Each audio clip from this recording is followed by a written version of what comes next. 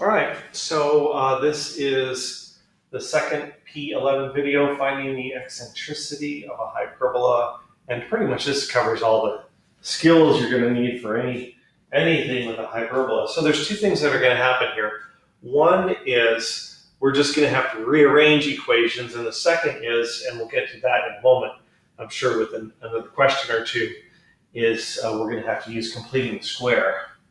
So this one, if you take a look at it, you've got a y squared term and an x squared term and minus 80. I'm going to rewrite it so I've got it in my handwriting. Or y squared minus 80. And we need to figure out how to get this into standard hyperbola form. So first we want to get it, we got an x squared and a minus a y squared, so that works good. We're going to move the 80 over to the other side because we need all the constants. We need to have a 1. We need to end up with a 1 on the right side of the equal sign, right?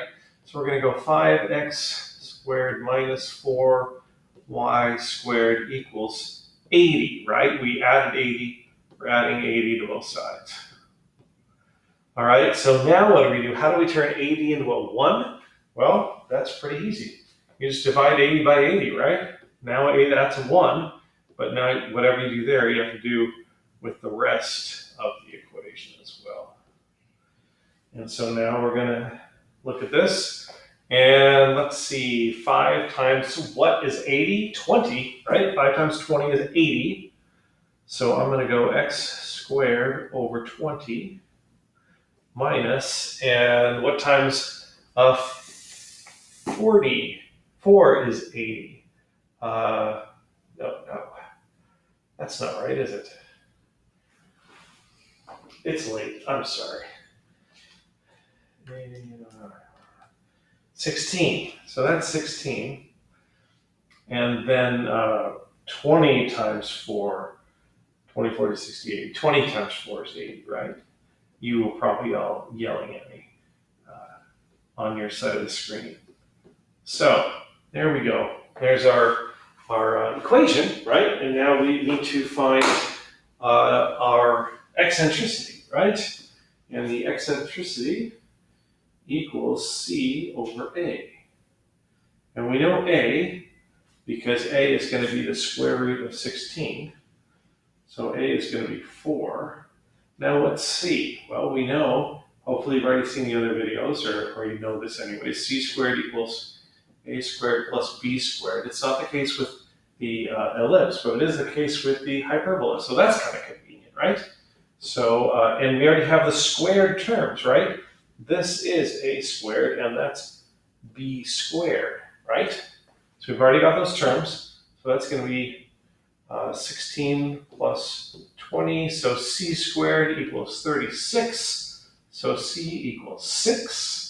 And so c over a is 6 over 4. So that we got to simplify it always. Otherwise, you won't get a chance to review it, right? Because IXL is a little unforgiving on the simplification. So 3 over 2. There we go. All right.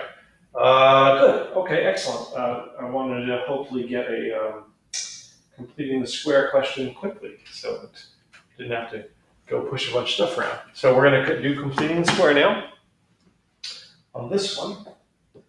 And we've got, I'm going to rewrite it. That's what I always do first, right? X squared plus y squared plus 8y equals 0. Oops, I forgot the plus 7. Plus 7 equals 0. Sorry about that. So we've got a positive y squared term and a negative x squared term. So we're going to make, this is going to be a y minus x parabola, right? So I'm just going to put this in a different order. I'm going to go y squared plus 8y minus x squared. And then I'm going to take that 7. It's a positive 7 on this side, so it's going to be a negative 7 if I move it over, right? Okay, so hopefully that's not too mystifying for you. Now we're going to complete the square, so we're going to go y squared plus 8y And then we're going to go plus, if you remember, right, we're going to cut that in half and then square it. And that's what our term over here is going to be.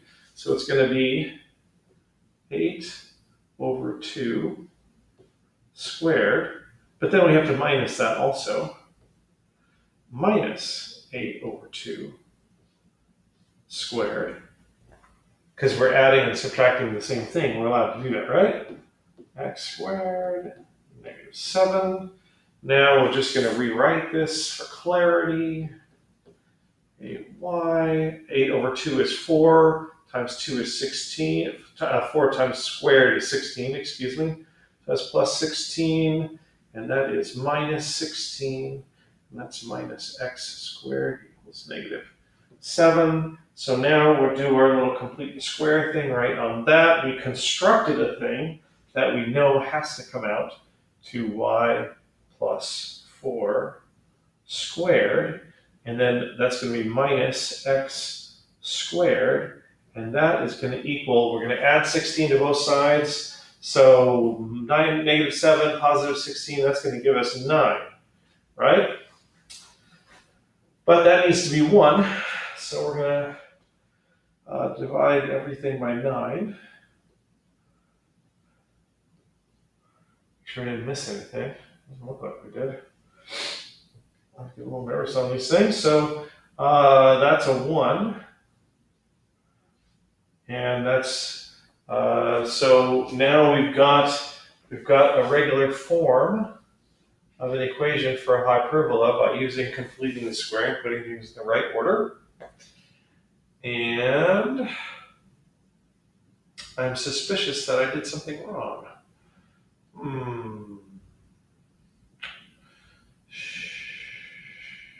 I don't know what it could be because everything looks pretty good.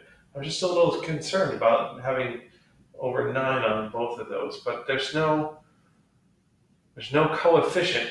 If there was a coefficient in front of this, I should use a different color. If there was a coefficient in front of the x squared or in front of the y squared, then we could divide that out in one of these terms here down at the bottom, right?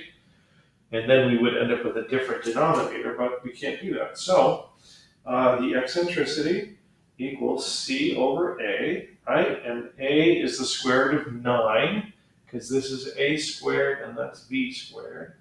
So a squared is 9, which means a is 3. And then we have the square root of a squared c squared equals a squared plus b squared. And a squared and b squared are both 9, right? So that equals 18. Can we reduce, so c squared equals 18. Can we reduce 18 in any way? Let's see. Yes, 18 is 2 times 9, right? So if so we've got c squared equals 18. So c equals the square root of 18, right? So that's going to equal the square root of, what am I doing? Yeah, 2, sorry, it's very late. 2 times 9 is 18, right? So that's going to equal the square root of 2 times the square root of 9. The square root of 9 is 3, right? So that's going to equal 3 times the square root of 2. So that's c, is 3 square root of 2, 3 root 2. And those are going to cancel out, right? Because Excel loves for us to simplify things. So the eccentricity here is just actually going to be root 2. So let's put that in. Hold our breath. Root 2, and boom. That's right. Okay, good. So there's your example for completing the square, and I'm just going to, just to get this started for you, this has a, you just got to get everything, you got to rearrange this equation, right? So we got a negative x squared term and a positive y squared term. So it's going to be y squared, and then, so we've used up that. And then we've got that negative 16y. We're going to move it over to the other side. So it's going to be plus 16y. And maybe we'll do this one also because it's got that coefficient. Yeah, we'll go ahead and do it.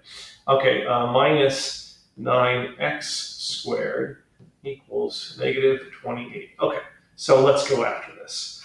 We're going to have to do completing the square on this. So it's going to be y squared plus 16y plus 16 divided by 2 squared minus 16 divided by 2 squared minus 9x squared equals negative 28.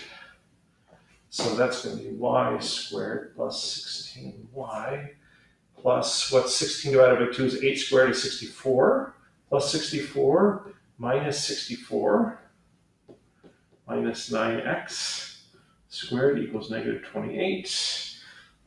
Then we're going to go this little bit right there is going to give us y plus 8 squared, and then we got the minus 9x squared, and then we're going to take this 64 and add it over there, and so we're going to have 64 minus 28 is what? Clear. 64 minus 28 is 36. Well, that comes out very nicely, doesn't it? Is 36, and now we have to divide that 36 out. I am going to stop. Sometimes I can't stop once I get started. So like that, right? And then, so I'll rewrite that equation over here. So our actual final equation is going to be y plus 8 squared over 36 minus, and then we got to reduce this. 4 times 9 is 36, right? So 9 over 36 is 1 over 4. So that's going to be x squared over 4 equals 36 over 36 is 1. All right, so there we go. And then we'll just do it right about here. The eccentricity is c over a.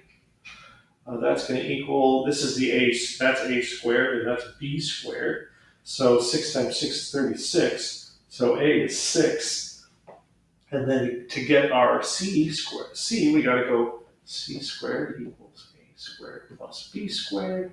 And a squared and b squared are already on there, right? So that equals 36 plus 4, so that equals 40. So c squared equals 40. 40, c equals the square root of 40, which equals the square root of 4 times 10, which equals the square root of 4 times, I'm just doing this long way, so, because this is, we just don't do this all that often, and I want to remind you of what's going on. 2 root 10, and that's where we get like that. So this is c over a is 2 root 10 over 6. The 2 and 6 can be reduced into 1 over 3, so we're just going to get root 10 over 6, over 3, excuse me. I must have done that wrong. So that should be root 10 over 3, and that should be it. And I get to go home. Root 10 over 3. There we go. Okay, so that's you've got enough of everything there. This one you just have to rearrange just like the other ones, and I'm going to call that done. Bye.